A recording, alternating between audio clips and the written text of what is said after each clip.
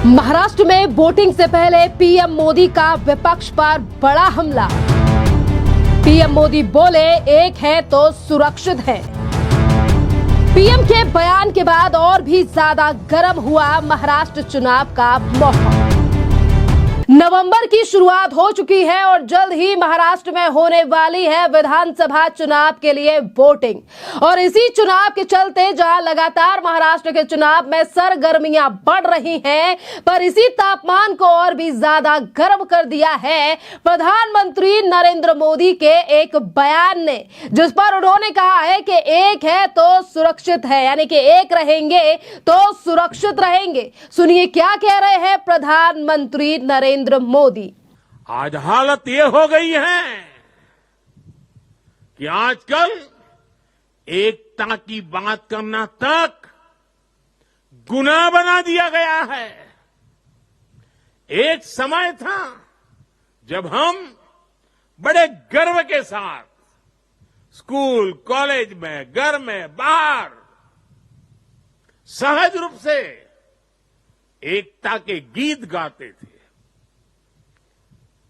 जो पुराने लोग हैं उनको पता है हम क्या गीत गाते थे। हिंद देश के निवासी सभी जन एक है, हिंद देश के निवासी सभी जन एक है, रंग रूप वेश भाषा चाहे अनेक है। ये गीत गाए जाते थे। आज की तारीख में कोई ये गीत गाएगा तो उसको अरबन नक्सलों की जमात गालियां देने का मौका पकड़े लेगी। और आज कोई अगर कह दें कि एक है तो सेफ है, तो ये लोग एक है तो सेफ है उसको भी गलत तरीके से परिभाषित करने में लगेंगे। जो लोग देश को तोड़ना चाहते हैं, जो लोग समाज को बांटना चाहते हैं, उन्हें देश की एकता अखर रही है। और इसलिए मेरे देशवासियों, हमें ऐसे लोगों से, ऐसी विचारों से, ऐसी प्रवृत्ति से, ऐसी वृत्ति से पहले से भी ज्यादा सावधान होने की जरूरत है। हमें सावधान रहना है। आपने सुना कि प्रधानमंत्री नरेंद्र मोदी ने जिस तरीके से सीएम योगी आदित्यनाथ के बयान के बाद ये जो एकता की बात की है, इसका खासा प्रभाव जो है ये महाराष्ट्र के चुनावों पर पड़ेगा। क्योंकि जहां एक तरफ महाराष्ट्र में अलग अलग यानी कि वोट बटोरने के लिए उद्धव ठाकरे की शिवसेना अलग तरीके के दे रही है बयान, तो वहीं दूसरी तरफ शरद पवार बना रहे हैं अपनी रणनीति। और वहीं अब महाराष्ट्र में जाति के नाम पर बंटवारा करने के लिए पहुंच चुके हैं राहुल गांधी भी। जहां एक तरफ अन्य पार्टियां जो है वो हर तबके का वोट बटोरने के लिए जो है वो बयान दे रही हैं, तो वहीं प्रधानमंत्री नरेंद्र मोदी ने एकता की बात कहकर जो है वो यहां का माहौल तो गर्म कर ही दिया है महाराष्ट्र का। पर इसी के साथ साथ विपक्षी पार्टियों की भी काफी ज्यादा मुश्किलें बढ़ा दी है।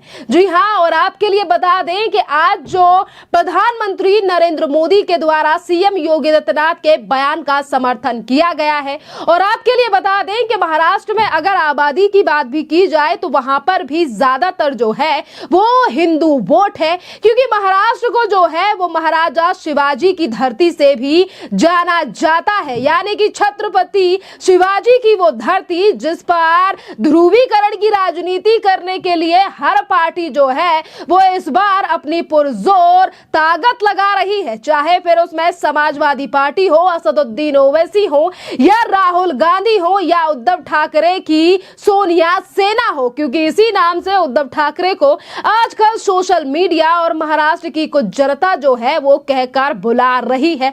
बात यहां पर अगर प्रधानमंत्री नरेंद्र मोदी की करें तो देखिए, प्रधानमंत्री नरेंद्र मोदी जो हैं वो महाराष्ट्र चुनाव के लिए लगातार चुनाव प्रचार में उतर चुके हैं। और बात यहां पर अगर हिंदू वोटों को लेकर कही जाए तो सीएम योगी आदित्यनाथ का बयान, जिस पर कुछ दिनों पहले काफी जमकर राजनीति हुई, और यही बयान को आज समर्थन, पहले आरएसएस की तरफ से समर्थन किया गया, बीजेपी के भी कई नेताओं ने कहा कि सीएम योगी आदित्यनाथ ने कुछ गलत नहीं कहा है, और अब प्रधानमंत्री नरेंद्र मोदी के द्वारा जो है ये समर्थन कर देना। आपके लिए बता दें कि इससे खासा प्रभाव महाराष्ट्र में इसीलिए भी पड़ेगा, और इसका आभास जो है वो एमवीए के लिए भी हो चुका है, क्योंकि एमवीए के ही नेता संजय राउत ने कई बार इन बातों का जिक्र किया और कहा कि अगर सीएम योगी आदित्यनाथ महाराष्ट्र आते हैं तो उन्हें इस तरीके के बयान जो है वो महाराष्ट्र में नहीं देने चाहिए।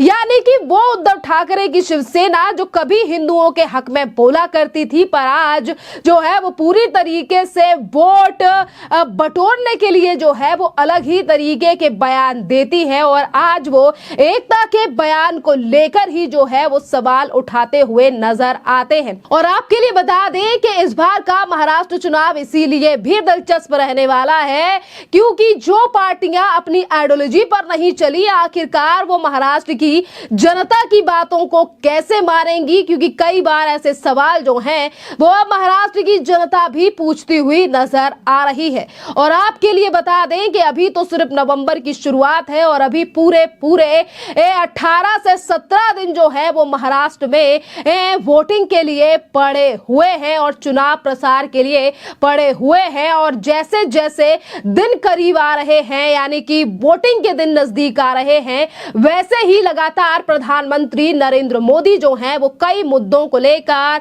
विपक्ष के ऊपर हमलावर नजर आ रहे हैं। एक तरफ एकता की बात, तो वहीं दूसरी तरफ यूनिफॉर्म सिविल कोड को लेकर भी प्रधानमंत्री नरेंद्र मोदी ने बड़ा हमला जो है वो इन विपक्षियों के ऊपर बोला है। जिस तरीके से राहुल गांधी जहां एक तरफ वो देश को आगे बढ़ाने की बात करते हैं, पर वहीं दूसरी तरफ वो देश को जो है वो बांटने की बात करते हैं, जातीय जनगणना करने की बात करते हैं। और वही तमाम उद्धव ठाकरे की अगर हम बात करें तो आज जिस तरीके से वक्फ बोर्ड पर अधिनियम लाने की तैयारी कर रही है केंद्र सरकार, पर इसी वक्फ बोर्ड को लेकर किस तरीके से जो है वो दुष्प्रचार किया जाता है, और ये कहा जाता है कि अगर मस्जिदों को हाथ लगाया गया या वक्फ बोर्ड को हाथ लगाया गया, हम ऐसा नहीं होने देंगे।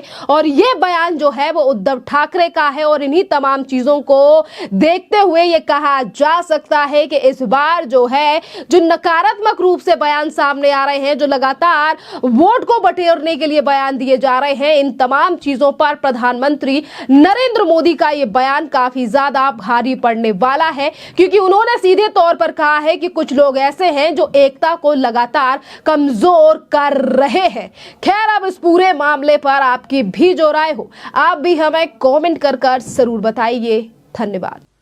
एकता के लिहाज से बहुत ही महत्वपूर्ण है, इसलिए एकता के इस मंत्र को हमें कभी भी कमजोर नहीं पड़ने देना है।